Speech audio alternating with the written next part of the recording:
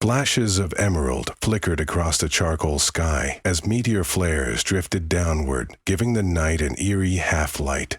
Lieutenant Mira Liang lay on her belly at the forest's ragged edge, visor flattened against a mound of damp moss.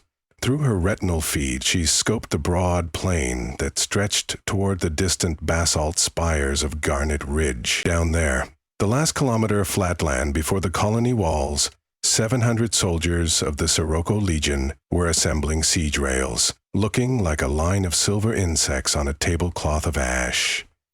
"Wind check, 3 meters per second west-northwest," whispered Sergeant Felix Sose. Mira's mind registered the data automatically, but her attention stayed on the small crate buried in soil beside her. Inside, 1,000 dormant rhizomes pulsed faintly under a dim green light.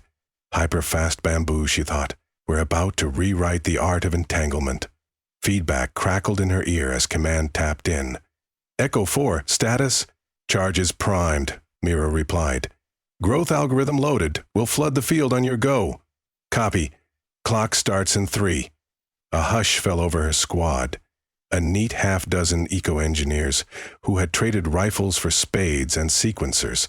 None of them wore the luminous exosuits that regular infantry favored. Their armor was matte, thermoreflective, caked in jungle silt. They needed to be ghosts tonight, unseen until the green tide rose. "1," command concluded. Mira and Felix slid the crate forward and cracked its lid. The rhizomes quivered like fingers sleepy from sedation. She inhaled, smelling loam laced with faint ozone bioelectric stimulants poised to detonate inside every microscopic node. "Deploy." She glanced at Corporal Ntiama, the sapper. He thrust a glove into the crate, pulled out a fistful of wriggling roots, and scattered them across a furrow in the earth. Others did the same, hands moving with ritualistic precision rather than haste. The bamboo was already engineered for speed.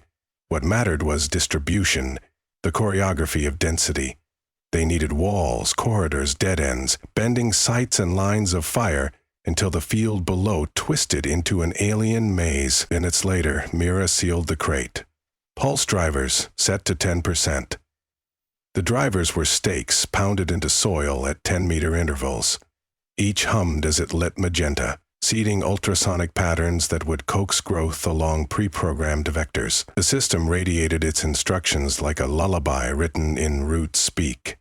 Spread here, diverge there, braid into columns, weave into ceilings, leave pockets exactly 6 meters wide, just large enough for a squad to feel isolated, just small enough for her own hunters to move with ease. She pulled her visor and met Felix's eyes. "Time to exfil. Sprout in 90 seconds. Felix nodded. Together they dragged themselves out of the perimeter trench, crawled 50 meters back, then broke into a sprint. Behind them, pulses beat faster, a subterranean drum roll. Mira ducked behind a scorched teak log as the first green spear shot upward. A single stalk erupted, whip crack, brushing cloud, then 10, then 100. The ground shook as root bundles split earth and stone, thirsty for empty space. Within moments, the plain where the Sirocco Legion practiced its marching formations was an ocean of rising stalks, each thickening by the heartbeat, nodes swelling, leaves unfurling like unfolding stars. Chaos erupted in the Legion ranks. Through her visor's long-distance zoom, she watched soldiers whirl, weapons up, eyes wide. Their neat rows disintegrated as officers barked orders that vanished in the new foliage's hiss. Mira tapped a holomap on her wrist, the labyrinth pattern overlaid in neon teal, corridors aligning with real-time lidar returns. The walls, now 3 meters high and still ascending, were exactly where she'd written them, curved, concentric, partially overlapping, funneling enemy units into 8 separate cul-de-sacs. "Labyrinth is live," she said on squad-wide channel. Phase 2 hunters move. To the south, 2 fire teams of Colonial Rangers had been waiting in foxholes. Now they surged forward, rifles suppressed, armor mottled with chameleon filament. Eco-engineers like Mira created the puzzle. Rangers solved it with bullets and shock charges. precision takedowns Command had promised the Senate. No more carpet bombing, no more scorched terra. Jade Colony's biotechnology would show what a humane war could look like. As if any war could be humane, Mira thought. She'd grown up beneath these same canopies, playing hide-and-seek in ordinary bamboo thickets. Those childhood walls had whispered secrets, but they never drew blood. She switched channels to link with the Rangers. "Hunter, you're clear to pocket Alpha through Gamma. Bamboo thickness still low, watch for blade cuts. The stalk edges are like ceramic." "Copy, Echo," came Captain Bryn's steady baritone. "Engaging." On her feed, dots labeled H11 through H112 moved like pale minnows through a sea of green. Their visors cut through foliage with thermal overlays. They advanced, keeping corridors between them and enemy clusters, never letting themselves be silhouetted. The bamboo did most of the work, isolating sergeants from privates, machine gun crews from ammo mules, splitting overlapping arcs of fire until nothing meshed. Mira's pulse quickened, half thrill, half dread. She was orchestrating living architecture, sculpting death in centimeters. She had fought before, street skirmishes in the early days when the Legion first landed. But this was different. Tonight, plants obeyed her as if she were the forest's secret queen. The first shots of the engagement snapped. Mira's HUD noted bursts on Corridor Delta 9. Hunter 2 had flanked a squad of 8 legionaries, dropping 3 before the rest dove for cover behind bamboo trunks already wider than a man's torso. Suppressed flechettes sliced leaves into confetti. The legionaries tried to swing their plasma torches, but the walls pressed them, giving no room for the wide arcs the cutters required. Smoke curled, amber against green. Mira clenched her jaw. She told herself each kill kept the colony's residential domes safe, where her sister still taught second-grade Terra lore, where children drew crayon pictures of the giant serpents rumored to coil in the upper canopy. But rationalizing did not soften the next scream that reached her come, raw even through static. Focus. Adjust variables. She toggled pulse driver frequency. The bamboo responded with a low harmonic hum she felt in her teeth. Stalks leaned, corridors narrowed another 20 centimeters, enough to force legionaries to single file. Meanwhile, lateral branches thickened, crossing overhead to form ceilings. Slave to the algorithm, the grove turned consequential choices into non-choices. Left or right became live or die. Sudden motion in peripheral sensors snapped her attention north. The Legion's heavy exosuits, 5 of them, had powered-up fusion blades, cutting a wedge through the younger stalks like giants through corn. She pulled video feed. There they were, walking tanks plated in obsidian armor, visors glowing crimson. The Labyrinth slowed them, but only just. Cleared bamboo smoldered behind the blades, releasing surges of fragrant steam. If those heavies punched through, they could breach the colony wall in under an hour. "Mira to command, we've got heavies vectoring 79 degrees true. I need reroute authority."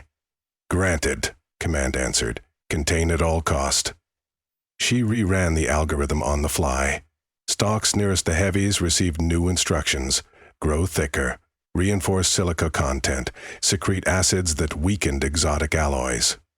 She diverted energy from less critical sections.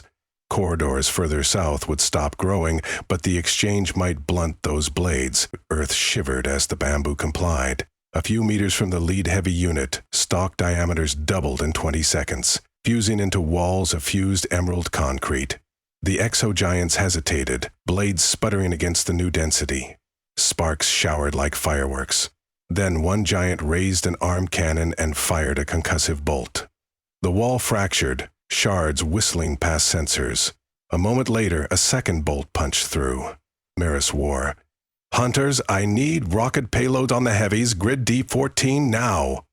But Captain Bryn's teams were scattered, still mopping smaller pockets. Reinforcements were minutes out. Felix crawled to her side, breath ragged. "We can vector root clusters directly under them, trip them, maybe bury them. Worth a shot? Pulse drivers? Range tight but doable. Let's move." They sprinted 10 meters down the ridge, reached driver 6. Felix popped the battery plate and cranked amplitude to lethal, then retuned subbasal frequencies.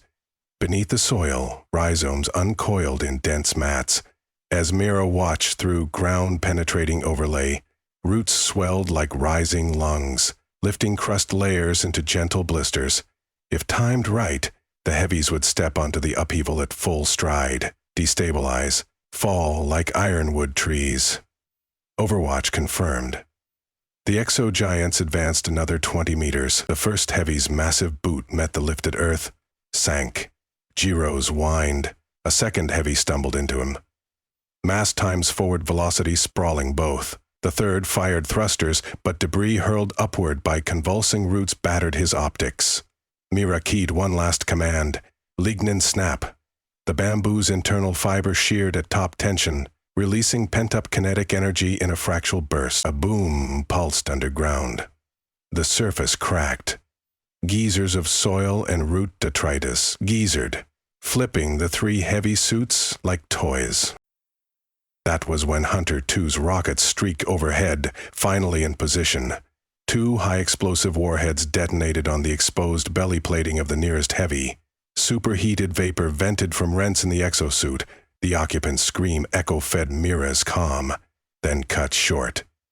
The remaining 2 giants tried to rise, but legs dissolved under them into molten slag. Rangers finished them with armor-piercing flechettes to the visors. The field went momentarily quiet. Just bamboo creaking with the joy of unchecked acceleration. Leaves brushed moonlight now pierced by rising pillars. The labyrinth had exceeded 5 meters in height at its tallest. Mirrored dew on leaves turned the grove into a cathedral of shards. Status icons winked green across her HUD. 113 legionaries neutralized, 61 captured in sedation pods, 17 unaccounted but isolated. Single bamboo-grown architecture had succeeded where a brigade might have bled out.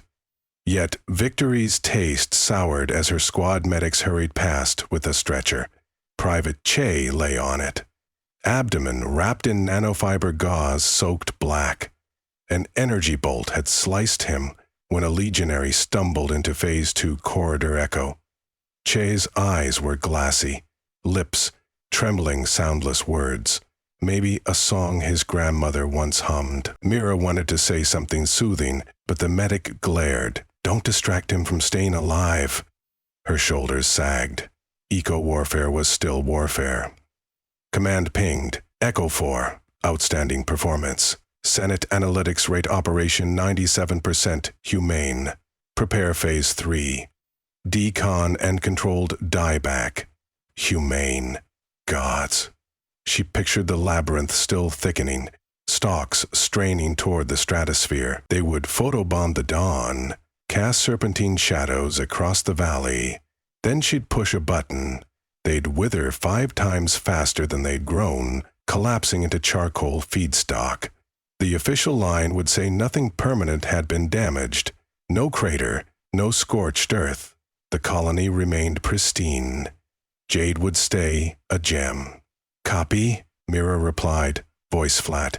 Initiating dieback, she accessed the root network and broadcast apoptosis triggers, enzymes that would chew each cell's walls, returning carbon to ground.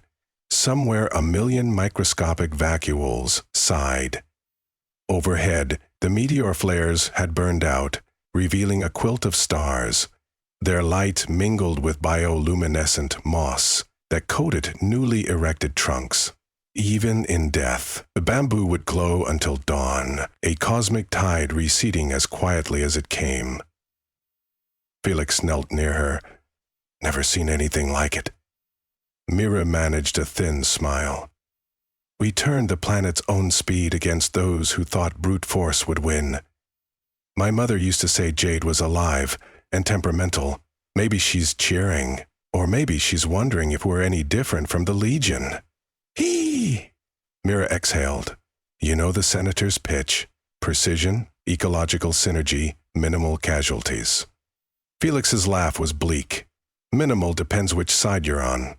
Alerts beeped. LiDAR flagged movement, 3 unknowns slipping east through corridor Kappa, outside the ranger net. Mira zoomed in.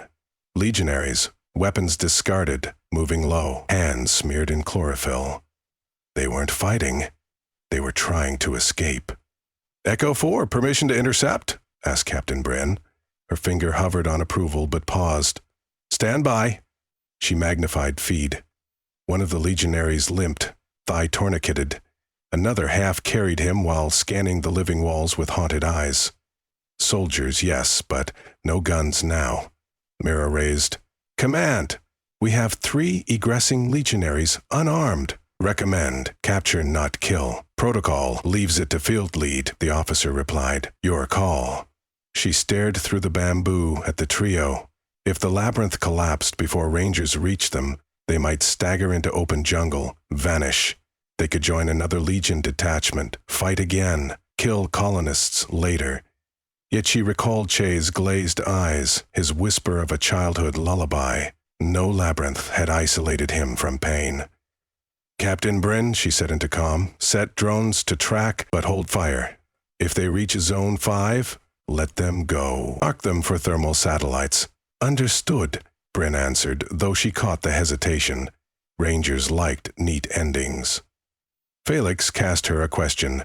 She shrugged. "We can win without closing every loop." The hum of apoptosis grew louder, audible even without sensors. Stalks sagged, green drained to gray, leaves detached in shimmering cascades. The root network disassembled its own memory, a million chemical conversations ending mid-sentence. Mira stood, brushing soil off her knees, and trudged into the dissolving grove. Around her, walls she had birthed melted to mulch, corridors folding into themselves. She felt as if she'd wandered through a dream and woken to find evidence evaporating. She spotted the crater where a heavy suit had died. The exoskeleton still smoked, tar-slick trophies of biomass clinging to its cracks. She touched a chunk of stock fused to metal. The bamboo had grown fast enough to embed itself mid-molecule, a leaf, forever petrified against alloy. Nature and war, wed in obscene sculpture. A ranger approached. "Ma'am?" "Colony newsfeeds request footage. They want the war's new face." "Tell them to wait," she said, not unkindly. "Let the land rest a minute." The ranger nodded and withdrew. Mira knelt, scooped a handful of fresh humus. Warm, alive. Seed pods glittered inside, encoded with the same fractal instructions she'd used tonight, though locked and inert until another engineer unlocked them. She let soil sift through her fingers, small coffee-colored streams against the black of her glove. War might end tomorrow, or after 100 more such nights. But Jake's swollen moon would keep climbing. Bamboo would keep singing in the dark, whispering its promise of bones and shade, blades and shelter. She wondered what the planet would remember after humans were done writing their brief stories across its skin. An alert chimed decant process at 73%. She rose, dusted off, and walked away from the dying labyrinth, boot prints soft in a carpet of leaf ash that glowed faintly like fallen constellations. Behind her, the battlefield exhaled, released from geometry's grip, returning to a regular wilderness where no algorithm ruled. Mira glanced back only once. The last standing stalk, tall as a watchtower, swayed alone against the wind. Then, as if bowing, it tilted and fell, folding itself with grace. Silence followed, a vast inhale, the breath of a planet bigger than human wars. "Good night, Jade," he whispered. The colony's outer lights shimmered in the distance, pearl beads along a dark necklace. As she started down the ridge toward home, the soil beneath her boots felt less like a weapon and more like a heart steady, still willing to try again tomorrow.